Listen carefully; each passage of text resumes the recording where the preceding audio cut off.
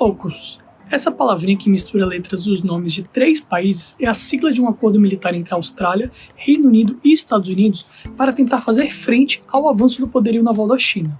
Negociado em segredo por meses, esse pacto militar fará, por exemplo, com que a Austrália tenha seus primeiros submarinos nucleares, além de permitir o compartilhamento de tecnologia nas áreas de inteligência artificial, cibersegurança e computação quântica, entre outras.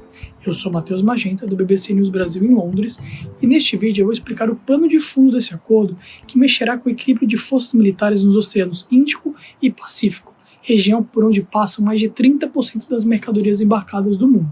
Vamos lá! O anúncio do novo acordo foi feito com pompa em videoconferência que reuniu o presidente dos Estados Unidos, Joe Biden, o primeiro-ministro do Reino Unido, Boris Johnson, e o primeiro-ministro da Austrália, Scott Morrison. Segundo eles, a nova parceria busca promover a segurança e a prosperidade na região do Indo-Pacífico, que vai mais ou menos do leste da África até o oeste do continente americano. Essa, que é a maior parceria do setor de defesa em décadas, é uma clara oposição à crescente presença militar da China, mesmo que o nome do país asiático não tenha sido mencionado no anúncio. A China reagiu duramente ao AUKUS.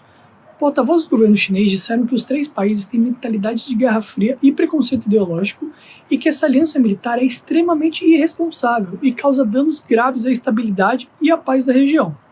Esse pacto se concentrará na capacidade militar, separando da aliança de compartilhamento de inteligência Five Eyes, que também inclui a Nova Zelândia e o Canadá. Segundo o primeiro-ministro britânico Boris Johnson, o AUKUS também não afeta outras alianças estratégicas na área de defesa, como a Organização do Tratado do Atlântico Norte, a OTAN. No anúncio, os 3 líderes não se referiram diretamente à China, mas disseram que os desafios à segurança regional aumentaram significativamente. Nos últimos anos, a China tem sido acusada de aumentar as tensões em territórios disputados por países, como o Mar da China Meridional, conhecido também como o Mar do Sul da China. Esse é um dos pontos mais conturbados da região. Por ligar os oceanos Pacífico e Índico, o Mar da China Meridional tem rotas comerciais que movimentam mais de 1/3 das mercadorias embarcadas do mundo, que representam mais de 3 trilhões de dólares por ano. A China e outros 5 países reivindicam diversas porções de territórios marítimos. Por conta disso, há anos a China vem construindo ilhas artificiais ali naquela região como forma de ocupar parte do território que reivindica, o que é considerado uma violação à lei internacional. O que antes eram arrecifes e pedras passaram a ser bases aéreas e navais, por exemplo. E as tensões ali têm aumentado muito. Em 2020, um navio pesqueiro vietnamita foi afundado pela guarda costeira chinesa, e um navio petroleiro da Malásia foi interceptado por embarcações militares chinesas, os 2 naquela região. Foram ações isoladas, mas o simbolismo foi tão forte que as autoridades americanas tiveram que ir até a região para acalmar os aliados e pressionar a China. Temores de que o Mar do Sul da China possa ser o local onde as tensões diplomáticas entre a China e os Estados Unidos e seus aliados atingem um ponto de agressão aberta. O país asiático também investiu pesadamente em sua guarda costeira nos últimos anos, o que analistas dizem ser, na verdade, uma frota militar de fato. Em entrevista à BBC, o secretário de Defesa do Reino Unido, Ben Wallace, disse que a China tem hoje um dos maiores gastos militares da história. Um relatório do governo americano de 2020 apontou que a China tem a maior frota militar do mundo, em número de embarcações, com cerca de 350 navios e submarinos. Em comparação, os Estados Unidos têm quase 300 e o Reino Unido quase 80, em 5º lugar. Henry Wang, conselheiro do governo chinês e presidente do Centro para a China e Globalização, criticou essa aliança militar. Em entrevista à BBC, ele disse não entender o propósito de um acordo militar dessa magnitude em tempos de paz. Michael Showbridge, diretor do Instituto Australiano de Política e Estratégia, discorda dessa visão. Segundo ele, as autoridades da China costumam falar em cooperação e diplomacia enquanto ameaçam Taiwan, oprimem Hong Kong e militarizam o Mar da China Meridional.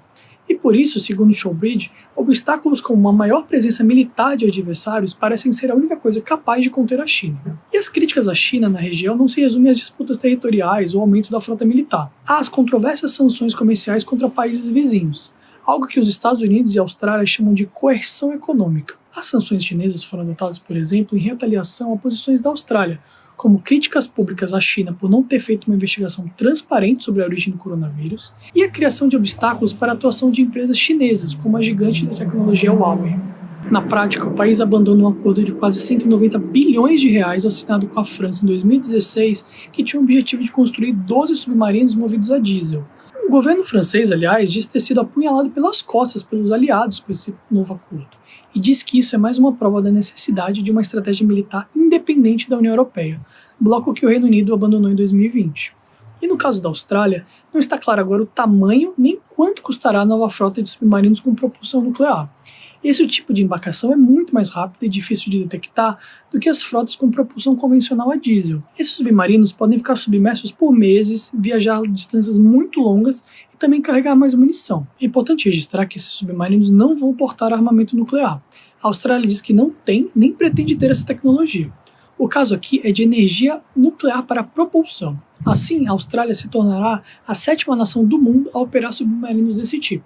A construção deles é bastante complexa e cara. O Brasil, por exemplo, está construindo um submarino de propulsão nuclear com transferência de tecnologia francesa, mas ele só deve ficar pronto na próxima década. A presença desses submarinos estacionados na Austrália é fundamental para a influência dos Estados Unidos na região. Para Yun Sun, co-coordenadora do Centro de Pesquisas Stinson Center nos Estados Unidos, isso muda o equilíbrio de poder na região, e se a China enfrentar um conflito militar, o AUKUS vai pesar bastante na resposta que a China vai ter que preparar a partir de agora. O acordo militar representa uma grande mudança de postura da Austrália, e por consequência no tabuleiro geopolítico na região. Nos últimos anos, a Austrália adotou uma postura de não alinhamento automático aos Estados Unidos ou à China. Mas segundo especialistas, o avanço do poderio militar chinês na região e as retaliações chinesas contra a Austrália levaram o primeiro-ministro Scott Morrison a escolher um lado. Para John Blaxland, professor do Centro de Estudos de Estratégia e Defesa da Universidade Nacional Australiana, a Austrália tem ganhos claros com essa parceria militar, mas por outro lado o país atrelou seu destino ao dos Estados Unidos, e dificilmente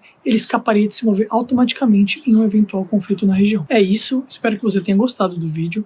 Continue acompanhando os desdobramentos geopolíticos pelo mundo no nosso site, bbcbrasil.com, nas nossas redes sociais e no nosso canal no YouTube. Muito obrigado e até a próxima.